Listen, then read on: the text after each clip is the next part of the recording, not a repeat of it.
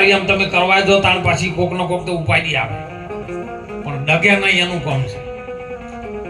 અને બાદશાહ એમ ઘેરો ગાલ્યો કઈથી હવે જવાના મારા રામદેવ પીર કેવો હશે જોવો હશે કેવો હશે પોકરણ ઘટનો પીર અને સાહેબ એની ઇજ્જત ઉપર દાવ આવ્યો છે. અને એ સમયે સગુણાએ પોકાર કર્યો છે. અંતરની પીડ ઉપડી ને ત્યારે એને પોકાર કર્યો છે કે જો આજ વેળા થઈ છે, આજ સમય બન્યો છે, તારા નામ ઉપર આવું છું.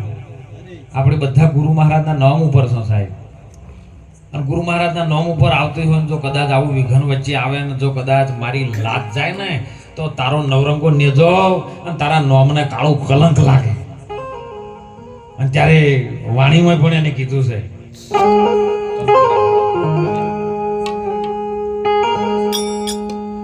એ ઘડીએ ઘડીએ રે રોમા એ દાખલું લે રોમા ભીડ રે પાડીને ભેળો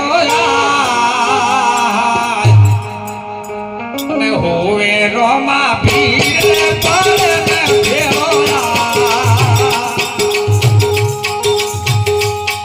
એ હોવે રોમા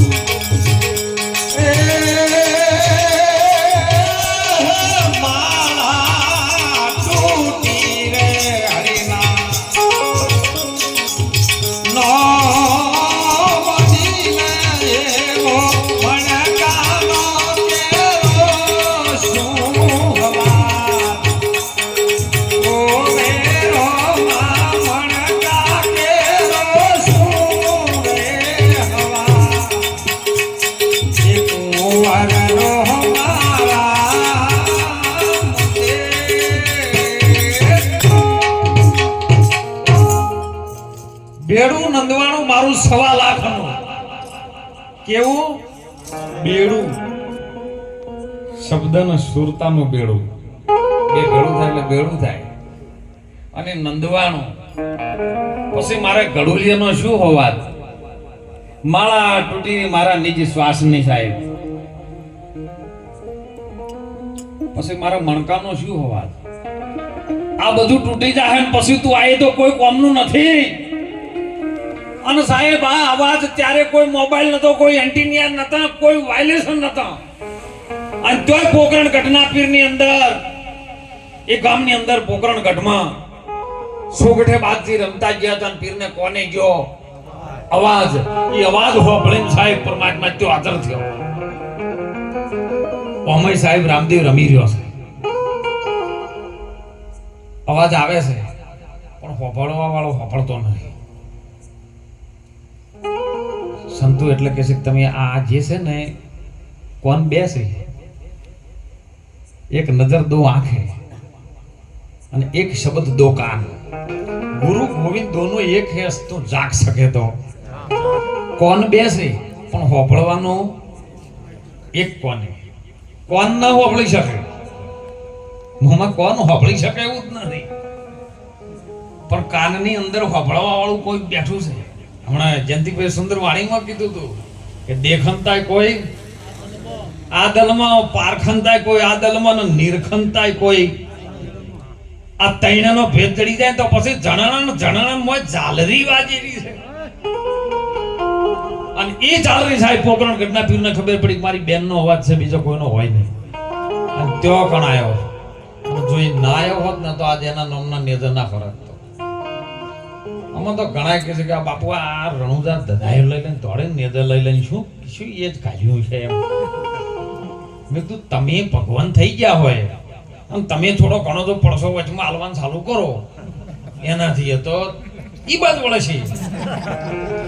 તમે ફરમાન આપી શકતા ચાલો એ કને તમે જેટા બકરન વાળી શકો, સિંહને ના વાળી શકો.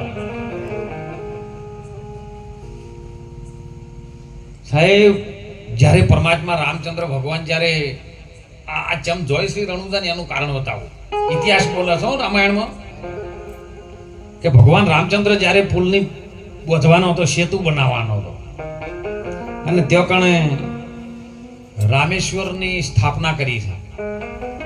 તે એના માટે રાવણને બોલાયો છે પૂજા કરવાય, કારણ કે મહાન વિદ્વાન બ્રાહ્મણના સ્વરૂપમાં હતો એ, અને એના જેવો કોઈ વિદ્વાન બ્રાહ્મણ નતો, એટલે એને બોલાયો છે. પણ એ પહેલા જ્યારે એવો એને પુલ બોધવો હતો ને તાણે એમ કહેતા કે મારું બધું આટલો બધો રસ્તો છે ને આ દરિયો કદાચ મારા ગાલ તો આપણે જતા રહીએ. 2 દાડા 3 દાડા બેહી રહ્યા પણ કોઈ દરિયો એકનો ટચ બે ન થયો, પોણીઓ માકા પાછું ન થયો. એટલે લક્ષ્મણે કીધું કે ભાઈ વપડશો મારી વાત, એક તમારા હમું મારે બોલાય નહીં કારણ કે તમે મોટા વિવેક છો, મારાથી બોલાય.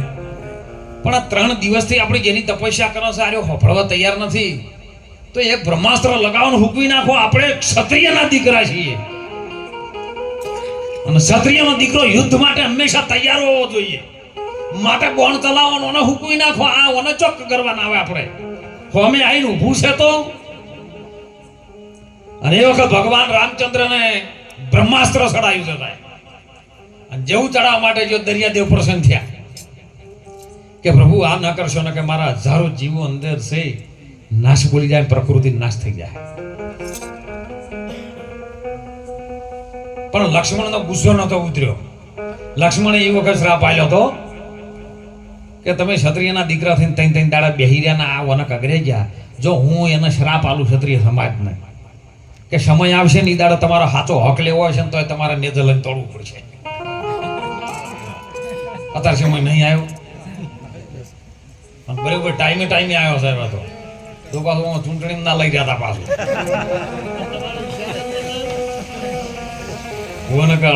પાછું આમ અધૂરું સમજો ચાલશે, કોઈ નહીં સમજો ચાલશે, પણ હા ઊંધું ન સમજતા. પણ એ શ્રાપ આજે સાબિત થયો કે તમારો પોતાનો હક હશે તો તમારે લેવા માટે કગરવા દોડવું પડશે. અને એ સમય ભગવાન રામે કીધું કે બ્રહ્માસ્ત્ર મેં સડાયું છે, ચડેલું કુદાડું ઉતરે નહીં, અને કઈ જગ્યામાં ખાલી કરો. ત્યારે ગુરુ મહારાજ એનું ઉભા રહ્યા છે. હનુમાનજીએ કીધું, સુગ્રીવે કીધું, ગુરુ મહારાજને પ્રાર્થના કરી. ગુરુ મહારાજના આદેશ તમે પશ્ચિમ ધરામાં નાખી દો. એ રણ છે, પશ્ચિમ ધરામાં નાખ્યું અને એ વખત પ્રકૃતિ નાશ થઈ ગઈ હતી. હાલ નહીં થતું કોઈ.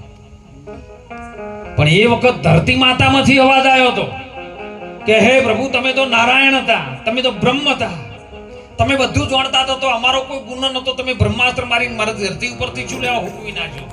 ત્યારે ભગવાન રામચંદ્ર એ વખત રામાયણની અંદર લખેલું છે, વચન આલ્યું છે કે જા સમય આવશે ને તો અહીંયા હુકવી નાખેલું ભલે રહ્યું, પણ લોકો તારી ધરતી ઉપર એવા સંતોની ચરણ રદ પડશે ને એ દાડો તારો ધરતીમાં નવરંગો નેજો ફરક છે. તમે નહીં કહો તો એ નેજું લઈને આવશે, તારી ધરતી પાવન કરશે. અને એટલે આપણે નહીં કહેતા પશ્ચિમ ધરાથી મારો પીર પ્રગટ્યો. પરમાત્માને નારાયણ ને રામ ને કૃષ્ણનો અવતાર લેવો પડ્યો. કૃષ્ણ બની અને સાહેબ ઈ અવતાર પૂરો કરી અને રણુજામાં રામદેવ પીર તરીકે ચોકણ આપવું પડ્યું. શું ન કરી શકે. પણ આપણે તો ભક્તિ ભલીવાર ના હોય તો શીકુતરું ના આવે. એમ ભક્તિ ભલીવાર રાખવું નહીં ને આપણે આમ કરજો તો ચોક પડવાનો છે. અને એટલા માટે આપણે સંતોની અંદરથી કંઈક બહાર લઈ જોઈએ કે જગતની આ ત્રિગુણી પ્રકારની માયા છે ને એ આ શરીર સાથે બંધાયેલી ત્રિગુણી માયામાંથી નીકળીને જેમ છે એમ રીત સમજવાની, બીજું કોઈ કરવાનું નથી, કોઈ છોડવાનું નહીં, જો ગુફામાં જવાનું નહીં, પણ જેમ છે એમ રીત સંસારમાં સરખો રહે, મન રાખે મોરી પાસ. આ જગતની માયામાં હે આ જીવ લોપાય નહીં, એ અર્જુન મારો છે દાસ, એ મારો દાસ છે. અને દાસ છે એ જ્ઞાની છે, ને જ્ઞાની છે મારો આત્મા છે. અને હે અર્જુન, આત્મા એ જ હું છું. અને એટલા માટે મહાપુરુષો જગાડી રહ્યા છે આપણને કે આ સમય માનવ દેહ મળ્યો છે, આ અવતાર ફરી ફરી નહીં મળે. બધા દેહની અંદર અસંખ્ય પ્રલય ખોણના આત્મા છે,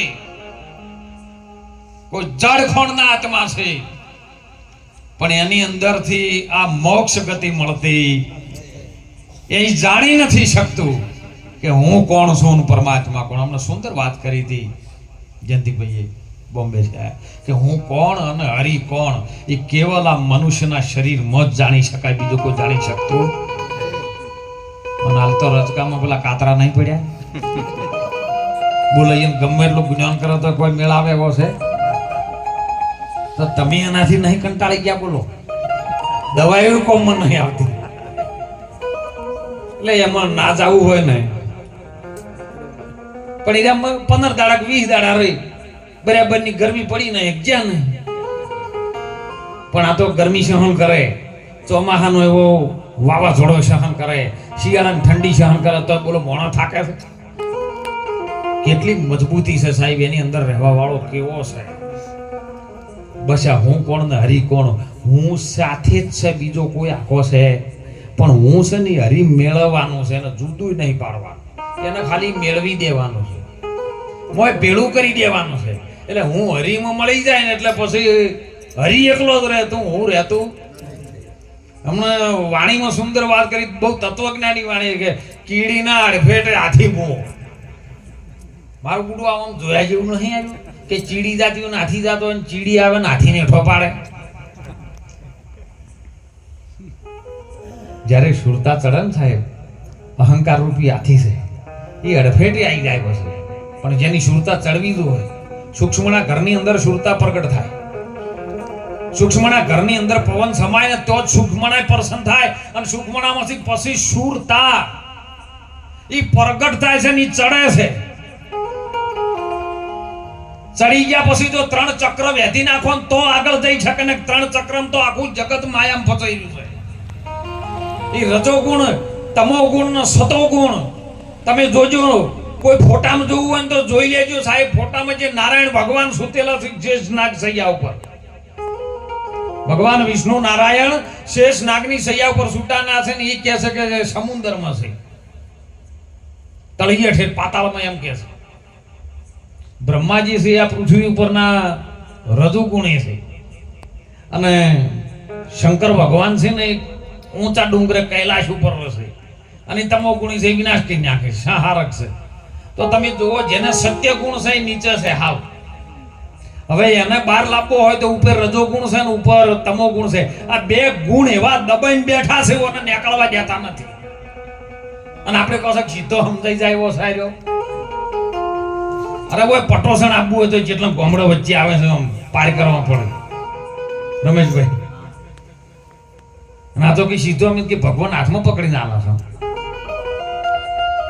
આ તો કોઈ રમકડું બીજું છે. ભગવાનને પામવો ને બસ પામવાની વાત છે હો, પકડવાના ને ઓળખવાની માપવાની વાત. કારણ કે ગુરુના ગુણમું શું મુખથી વખાણું, મુખે કહું તો જેનું માપ ન આવે. અને એવી દશા આપણી થઈ જાય, એવી પ્રાપ્તિ પરમાત્માની થઈ જાય. બસ જમશે એમ આ પોચ ભૂતોના પૂતળામાં આપણને ખબર પડી જાય કે આ પોચ ભૂતોનું પૂતળું ચલાવવા વાળો કોણ છે, ચલાવવા વાળો કોણ છે એને ઓળખી લે તું. હે વીરા મારા, જગતની આ કાયા બંગલો બનાવ્યો, રચના કરી ન્યારી ન્યારી. ગુરુ મહારાજે ગમબારી ખોલી. કેવી? ગુરુ મહારાજે અગમબારી ખોલી અને બતાઈ બ્રહ્મકેરી નાડી. એ આ તો કાયા બંગલાની રચના કરી છે ન્યારી ન્યારી. આ રચના એવી ન્યારી કરી છે ને કોઈ પાર પામી શકે એવો નથી. પાર ભલન પાવે એના મનુષ્ય ભલન આકાશમાં વિમાન ઉડાવે, પણ મારા રામની ઘડેલી આ રચના એનો પાર મનુષ્ય ના પાવે.